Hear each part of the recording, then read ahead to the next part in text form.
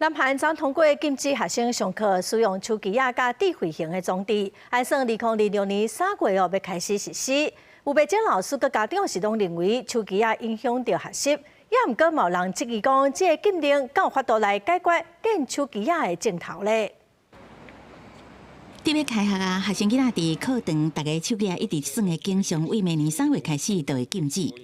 반대 30일은 기권 17인으로서 초중등교육법 일부 개정 법률안 대안은 가결되었음을 선포합니다. 根据这个法，学生上课期间一律禁止使用智慧型手机啊、智慧手表啊、平板电脑也甲笔记型电脑，这有通讯功能的智慧型装置。手机禁令是惊爱算甲会严，有愈来愈侪研究指出，手机啊算掉的，这学生囡仔大脑发育甲情绪成长歹处真济。不过法案嘛有设置的例外情形，若是学生囡仔因为身心障碍，还是特殊教育需求，还是因为教育的目的紧急状况，经过校长甲教师同意，会当伫课堂内使用相关设备。南韩人口5100万，政府调查发现，2024年有1/4对手机啊先过头使用，10岁至19岁青少年比例加一倍，差不多43%，而且也持续伫增加。南韩毋是头一个对未成年学生进行手机啊管制的国家，芬兰甲法国已经有针对小学还是特定年级实施类似的措施。意大利、荷兰甲中国